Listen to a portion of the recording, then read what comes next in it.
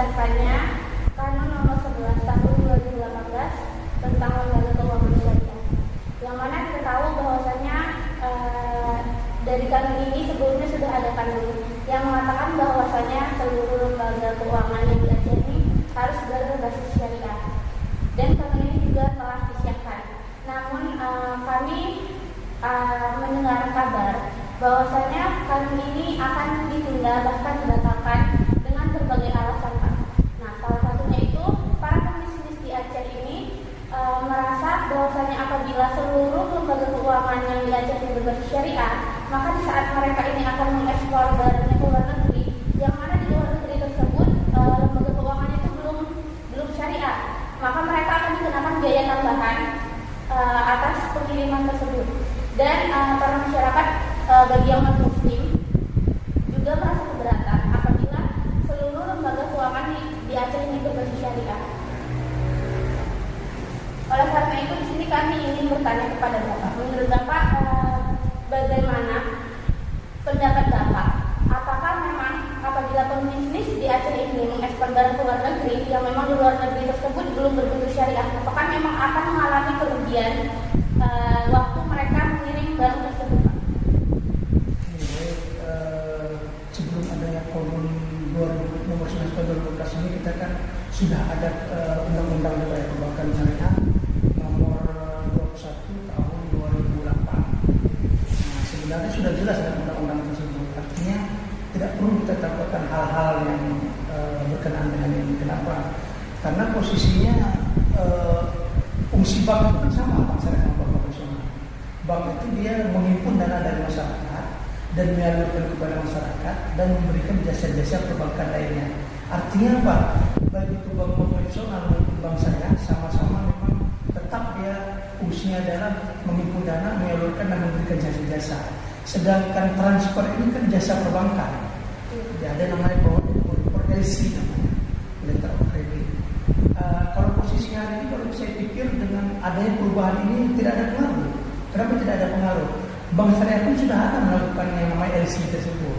Contohnya misalnya bank muamalah Indonesia kan permainan dia sudah luar biasa ke tingkat apalagi di Malaysia mereka ada kantor, kemudian di Arab Saudi Jeddah mereka memiliki link di sana, karena bank muamalah Indonesia ini adalah bank yang pertama bermisalnya kita, dan mereka pemegang sahamnya itu adalah memang orang-orang Arab. Nah, artinya apa? Ketika cuma sekedar ekspor impor saja ke Malaysia, saya kira tidak ada permasalahan. Mungkin para pengusaha ini mereka sebelumnya mempunyai rekening di bank konvensional, jadi mereka tidak mendapatkan kabar dengan hal seperti ini. Mungkin di bank syariah ada produk yang serupa, tapi ya kita pelan-pelan. Kalau di Aceh kita kan mungkin pengetahuan kita baru karena ada kanun ini, barulah kita tahu ini syariah. Sebelumnya kita tidak tahu. Padahal bank syariah ini sudah 29 tahun. Tahun 91 bukanya bank muamalah kan.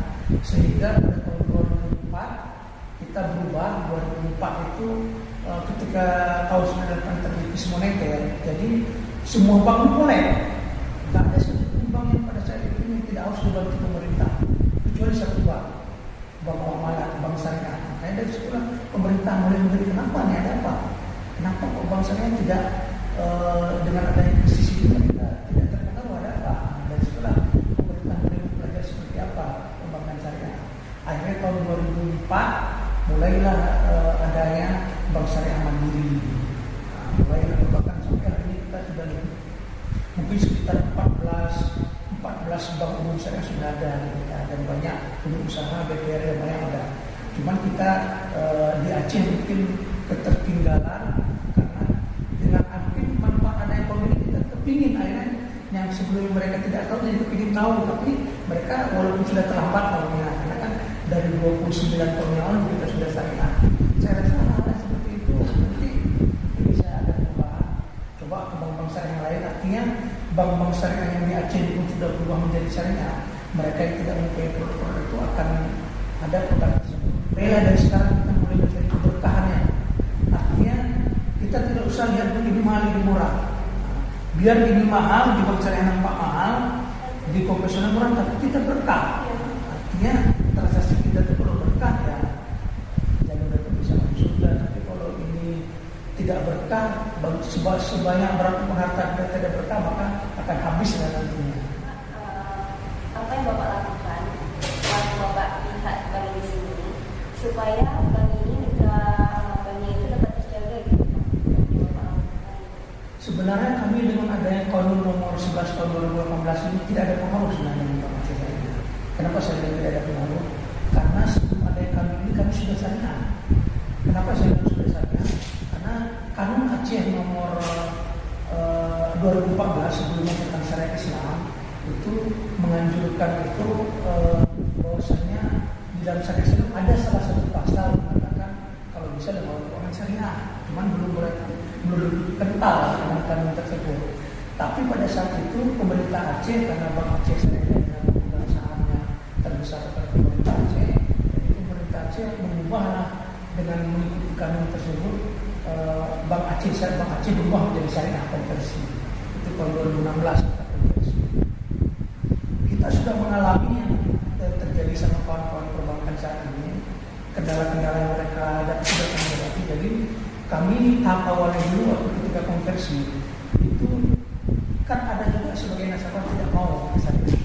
Jadi pada saat itu kita kasih mereka 1 tahun jangka waktu.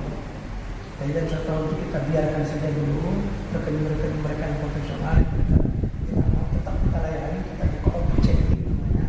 Dan kalau itu kita melayani dalam 1 tahun. 1 tahun itulah kita berusaha untuk menghijrahkan mereka.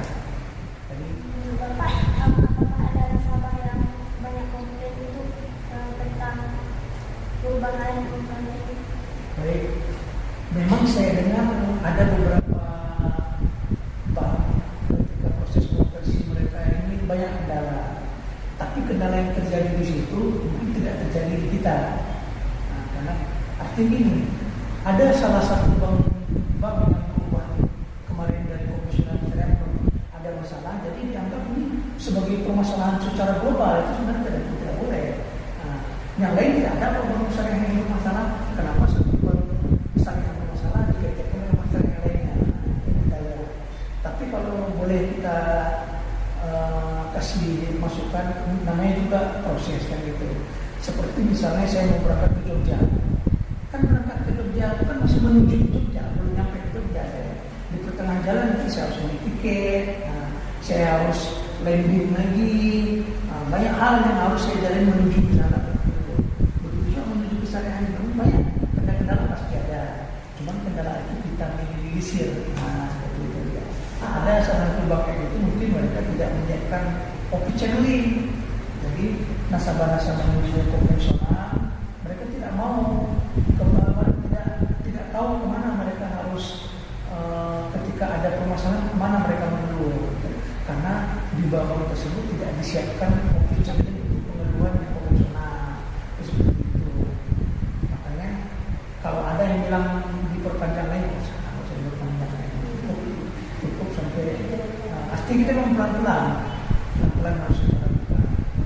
Harapan saya mungkin kami sebagai perbankan kepada tenaga mahasiswa, kemudian untuk masyarakat umum yang lainnya, memang dengan adanya ini alhamdulillah memang pengetahuan masyarakat tentang bank syariah mulai, walaupun pengetahuan mereka hanya sekedar mungkin apa kata orang, kata orang seperti ini, tapi mereka secara tidak langsung mereka sudah peduli dengan bank syariah tersebut. Dulu kan tak peduli mereka tetap salahkan bank syariah, tapi tidak mereka di bank konvensional.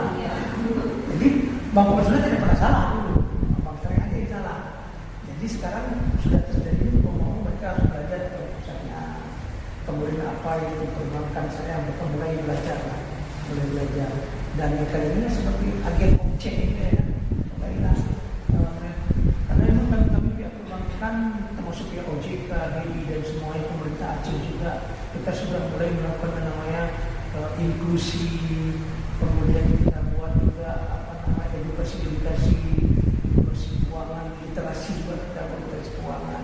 Artinya kita kadang ya terbuat seperti sekarang ini ya, kan tidak bisa langsung kita webinar, kadang webinar itu kita buat seminar-seminarnya secara web kepada mahasiswa atau kepada masyarakat atau ke pemerintah seperti ini Bank Syariah. Ada kita buat pelatihan dasar pemerintah syariah dan yang lain gitu kan. Karena orang OJK seperti kemarin kita sudah pernah juga terjun ke masyarakat, ke kampung-kampung gitu kan, ke desa-desa. Mereka lihat memang banyak yang belum paham. Memang ya pelan-pelan, artinya jangan sampai paham dulu baru kita dirikan bicara ini lah seperti itu. Kapan selesainya? Makanya bagusnya memang tetap berdiri ya sambilan kita mulai syariah. Karena kalau syariah ini tidak bisa secara kapal apabila kami petugas bank saja yang ngerti syariah. Kami petugas bank ngerti syariah, sedangkan masyarakat tidak ngerti syariah. Ketika kita melakukan transaksi, berarti tidak bisa secara kapal. Kenapa? Ketika kita transaksi misalnya jual beli nantinya kepada suatu nasabah dan nasabah tersebut melanggar tuan prestasi dalam jual beli tersebut dan dia melanggar itu kan tidak ngerti. Tapi dia mengerti kan yang melanggar. Contoh misalnya dia kita biayai dengan dana misalnya sistem bagi hasil nih dalam maksudnya akan bagi hasil. Kita biayai mereka dana, kita berikan mereka pembiayaan, ternyata mereka nggak mau bayar. Nasabahnya mampu tapi nggak mau. Kenapa? Karena dia belum berbicara. Coba kalau dia berbicara, yang utang itu belum dibayar dan malah kita sampai akhirat untuk itu. Malah Nabi dulu ketika ada orang mau disolatkan, Nabi bertanya dulu, apakah dia punya utang apa di dunia? Apakah utang-utang sudah selesai atau tidak? Saking bahayanya utang-utang. Kalau kita ngerti dengan hal tersebut, ngerti dengan hukum Islam, dengan syariah dan sebagainya, kita pasti berusaha untuk mengembalikan utang-utang kita. Makanya kadang kita mau transaksi kita itu 100% kapal secara syariah 100%, tapi kita tidak mau belajar syariah. Karena makanya kami posisi kami sekarang sebagai pihak praktisi perbankan syariah ini di situ kendalanya. Kenapa kendala? Ketika kita terangkan sama nasabah dan ketika dana itu belum cair, mereka iakan semua. Tapi begitu nanti di tengah jalan dana sudah cair, sudah semua mereka aplikasikan, ada tengah jalan permasalahan dan sebagainya, mereka tidak mau peduli karena mereka merasa ketika tidak menguntungkan diri mereka, mereka itu berarti salah. Yang benar perlu ketika mereka untung. Jadi ketika mereka rugi itu bank yang salah. Karena mereka tidak memahami antara transaksi jual beli itu, makanya namanya mitra, saling mendukung, kan gitu. Ketika misalnya usaha nasabah tidak bagus, ya kita cari solusi gimana caranya biar usaha dia berkembang kembali, apa permasalahannya seperti itu. Kalau bank konvensional apa peduli dia? Kenapa ini nggak bisa? Kenapa ya? Udah bukan apa ya? Udah langsung eksekusi sebenarnya, suruh keluar terus dari rumahnya. Itu karena sistemnya debitur kreditur, dia orang yang utang, dia harusnya syariah. Sebenarnya banyak segi-segi positif keadilan syariah, cuma karena kita belum banyak belajar. Makanya kadang menurut saya itu memang perlu tadi literasi, inklusi sama edukasi. Edukasinya kita mengedukasi masyarakat. Seperti ini loh bank syariah. Apa maunya dia? Dia bergerak di dalam pertanian. Berarti Contohnya ada izin, ada autorisasi. ya. Berarti kita bertanya dulu kepada mereka apa kebutuhan mereka ini ya. Kita harus masuk ke mereka. Jadi masuk ke bagian mereka itu kita memerlukan edukasi.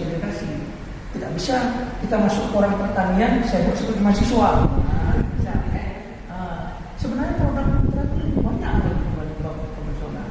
Cuma karena kita belum ngerti, malah lebih spesifik, objeknya jelas.